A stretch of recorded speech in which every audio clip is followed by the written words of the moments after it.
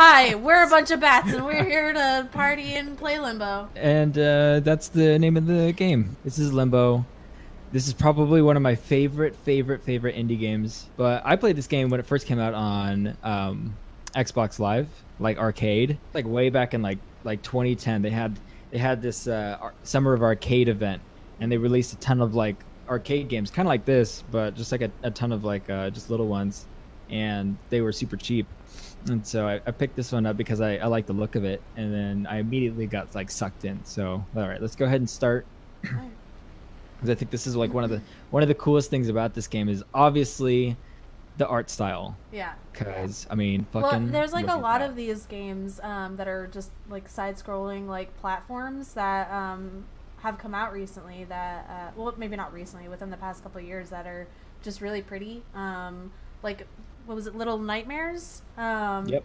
Kind of similar. What's happening? I don't see anything happening. There you go. Oh. I saw the hardest puzzle of the game is getting the kid to wake up in the beginning. You don't know that because you don't know the game started. So, oh, I didn't even know that was an achievement. Every time. You always have to go backwards because you might find something. So yeah, like I said, it came out in 2010, July 2010. It's a 2D side-scroller with physics-based puzzles as its primary gameplay focus. So you're getting a lot of stuff like this, like pulling on the cart, and then it's not really physics-based, really, but the way the rope reacts and stuff. So it's a bunch of cool stuff. Yeah. But the art style was definitely what brought me in the beginning. Like I love the film grain and the black foreground on the white background is so cool. Oh yeah, it's really pretty. So already the way it looks, and then all the depth of field effects and stuff like that, the lighting. Also, this just feels super ominous. Like something horrible is gonna happen like at any second. I don't know what I'm doing. Oh wait. You're doing great. I know exactly. I'm great at puzzle solving, by the way. So what I really like about this game is there's not a whole lot of smoke and mirrors or anything like that. Pretty simple mechanics because you're really just using the jump and the grab buttons in lieu of the physics engine itself. And so there's not much it's not difficult, which is nice because it's only like a 4-hour game, so you're really just going through it. You can do it in like 1 or 2 sittings. So I guess that's like my other question is for like the other side-scrolling platforming games that I was talking about, like Child of Light, Oh, nice. Fuck. Okay. You fucking murdered that poor little kid. Is it like are they like made by the same people because they all like have the same feel to them? No. So Limbo is made by a studio called Playdead. They also did Inside, which is another one of my favorite games. Just in terms of like art style and stuff like that. And then Child of Light, I believe, was Ubisoft, actually. This feels like I have to do this. You got this. I told you, man, I'm great at puzzle solving. Oh. So yeah, the plot's pretty thin. There's not really there's literally no dialogue. There's no There you go. You're reading what's happening through the world itself. And kind of what's going on around you. The very basis of the plot is like you're a kid and you're looking for your sister in this world. That's basically it. Okay. Yeah. I didn't even know that. All right. Oh! Ah! Oh my god. A little bit of warning. So yeah, the idea for Limbo was conceived in 2004 by Art Jensen. He wanted to return to like a more indie style game because he was working at a lot of like bigger studios and he didn't like how corporate they were. So he went back and started super small, just him and a programmer. And then he eventually hired more programmers and a bigger team, investors, all that stuff. Eventually Microsoft jumped on as a publisher and then they made this. The funny thing is that, well, this game is actually, it's pretty violent.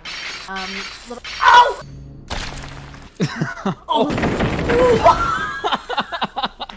Yeah, clearly. So Microsoft in the beginning was like, that's a little too dark, and so they wanted to change the player design, the character design, and so they wanted to make him seem older. So nope, one of their ideas was to literally Well, it didn't work because they wanted to give him a mustache.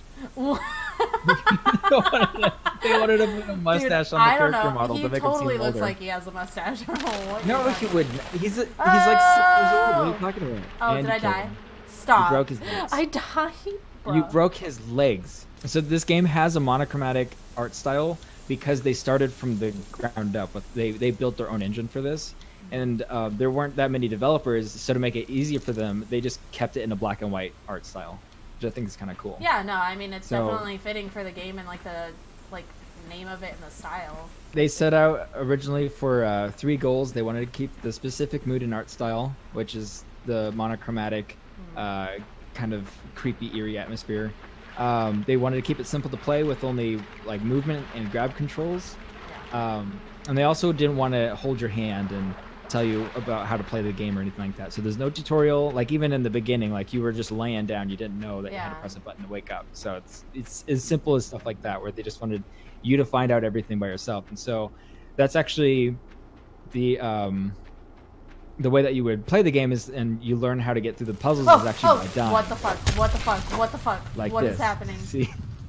So like when you're going to a place and you get killed, you're like, okay, well obviously that's not the way to do it, and so you'll find different ways to make it work. Do it. Nice jukes, dude. No, I know what to do. See, and this brings me to my next note is that a lot of the ways they teach you about how to play the game is auditory cues, and so you're going up to that spider and then it's hitting the ground and then it knocks that bear trap down on the ground. You can hear it, but you can't see it on screen. So I'll put that. Stupid. Come on, get me. Stupid. So when this game came out, it was like universally well received, with an average about like a 90 out of 100 score. But one of the complaints about this game was the way that you find out about how to do the puzzles is just dying over and over again. Yeah. It's like a death and repeat kind of style of a puzzle solving. No, That got some flack, and then also the open-endedness of the story and the vague plot. Like a lot of people didn't like that. Although I liked it because I like being able to think for myself. Yeah. So I'm a smart individual.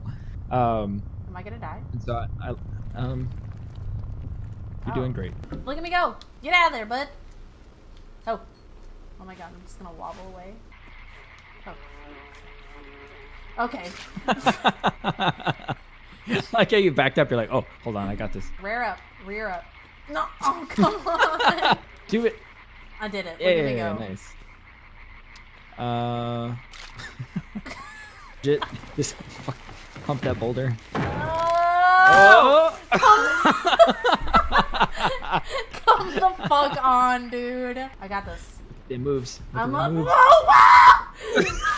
Oh god. I definitely just made the noise that fucking R2-D2 makes. Oh, you just fucking slid that guy. So because of the open-ended nature of the storyline, a lot of people have come up with different ideas about what the game means.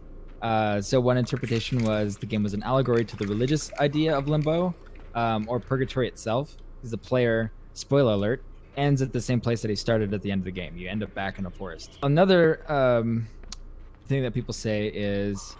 Oh my god. Oh my god, that scared me. That actually scared me. Oh my poor legs. You got your cankles, dude. Another idea was that it's a boy's journey through hell to reach heaven. And another says that it's a quest to find closure for his sister's death. Another spoiler alert, you find your sister at the end of the game. Another person says that because you're moving from different settings, you're going from a forest area to this kind of like sewer area that you're getting into right now, kind of like industrial, and then you get to like a broken down town, and then eventually like a city. Well, maybe you aren't going there anytime soon, but... Oh! See? I did it. Nice. That progression from different settings is your progression through life from child to adult to elder. I don't know about that one, but I like the other two ones where you're like in purgatory. Do I get a mustache at any point? Nope. This has been Limbo. We're going to stop here because this is going to take forever to get past it. Nice jukes, dude. But yeah, absolutely one of my favorite indie games. Just because, again, the art style, I love it. Love it so much. Love it dearly. Enjoyable, yeah. It's a cute game. You just get decapitated and stabbed through the heart sometimes. It's fine. Okay, I don't know what you're doing here. So, all right, that's all we got. That's end. Okay, I can't do this.